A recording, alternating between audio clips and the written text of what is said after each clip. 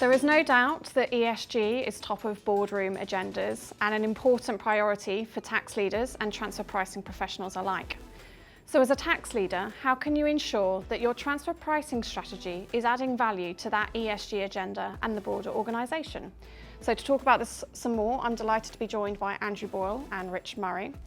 So Andrew, one of the key areas from a transfer pricing perspective is around the evolution of sustainable value chains. Could you talk a little bit more about what we're seeing?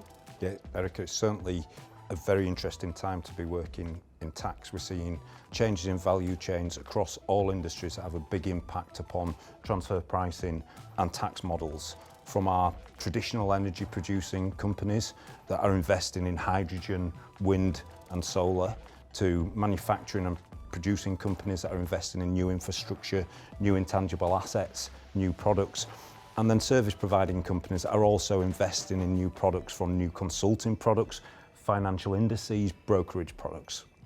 Yeah.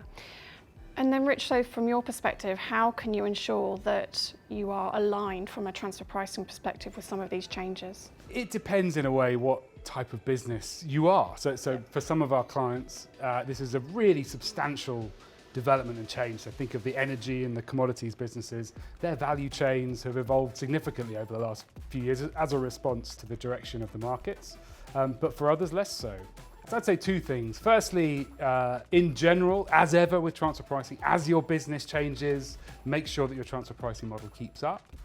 And secondly, more specifically, think hard up front about those operating model and developments that might be happening, which are quite significant in your business. Some of those can involve the investment in IP or quite risky long-term investments in potential new operating models.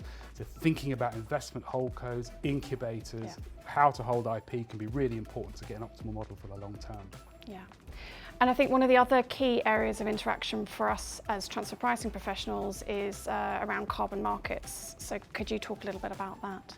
Yeah, sure. So carbon markets and carbon taxes are a really important part of the policy mechanic to deliver a reduced carbon environment. So by putting a price per unit of carbon, it will drive behaviours of multinationals to reduce and remove emissions from the atmosphere. There's two types of markets. So there's the compliance markets and the voluntary markets. The compliance markets are for those high emitting industries, oil and gas and industrial manufacturing, which will be required by regulation to retire carbon certificates at the end of a year. And if they haven't got enough certificates, then they have to pay to acquire those. The voluntary markets enable clients to meet their obligations to enable carbon offsetting, so that when you've got a target, for example, to reduce and become carbon neutral by 2030, then you can use the offsets to do that. So most multinationals will need to interact with these markets over time, and it's only going to go in one direction, and that's up in terms of level of importance. Yeah. And again, Andrew, how is it then as a tax leader that you maximise the opportunity that that presents?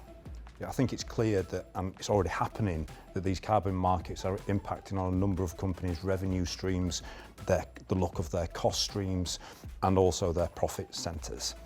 And these changes can't be separated from the underlying business, the assets, and their existing transfer pricing and tax models. So the number one question I'm being asked by tax leaders is, how should I adjust my existing transfer pricing and tax model to take account of the impacts of the carbon markets? And so then, Rich, finally, if you were standing in the shoes of a tax leader today, what might be the top three things that you'd be saying to make sure that your transfer pricing strategy is adding value to that ESG agenda? Yeah, so three things. So I'd say, number one, as ever, stay close to the business. As the business changes, the transfer pricing model has to change too.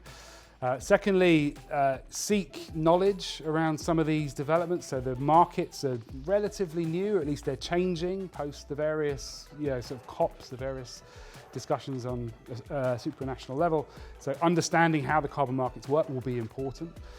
And then thirdly, as I said, some of those more structural investments and developments, the more upfront planning you can do there, the better and more optimal your model will be. Brilliant, thank you. And a really exciting area for us in tax. Thank you very much.